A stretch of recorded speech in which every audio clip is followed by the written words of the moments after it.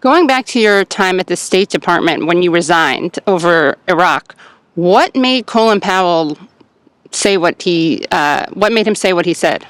Well, I think Colin Powell turned out to be more loyal to the Bush family than he was to the country, even though he had been in the military for 3.5 decades. But every senior position he ever had, from being the head of the National Security Chief, then he was the chairman of the Joint Chiefs under Bush 1, and then when Bush 2 came in, he was put in as Secretary of State. So he owed the Bush family his 3 major accomplishments in life.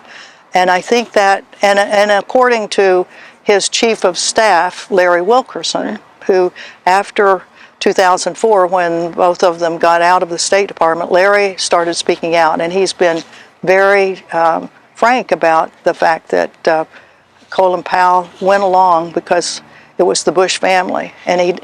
And Larry says, we didn't believe all the stuff the CIA was giving us about threats of mass destruction and all of this sort of stuff. We didn't believe it. And we threw out most of the stuff that Colin Powell was supposed to tell the UN, just didn't make sense at all, so we eliminated most of it. But rather than saying, we're not going along with this, and I will resign over it if you attack Iraq, he wasn't willing to do it. Did you face any retaliation for resigning?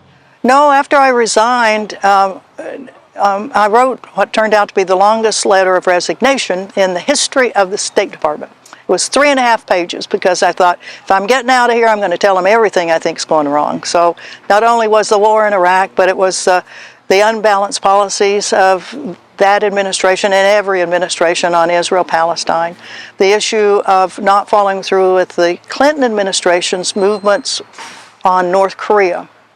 There had been some big headway made, and the Bush administration threw it out the window. And then the other thing was the unnecessary curtailment of civil liberties under the Patriot Act. And then the big one was the Iraq War. So I sent that in, and it got some bit of publicity. It wasn't as big as the first person that did that, Brady Kiesling, but it got a certain amount. I really didn't get any pushback from the State Department. I got a notice saying, thank you for your service. Essentially, that was it. Good luck to you. But I found out later that the very first drafts of this response back to my letter of resignation had gone through various iterations. And the very first one that was penned by some jerk was very rude. Oh. Yeah, like, you don't know what you're doing. Good riddance to you. And that went up to Colin Powell's office, and apparently it came back going, no, that's not what I want to tell her.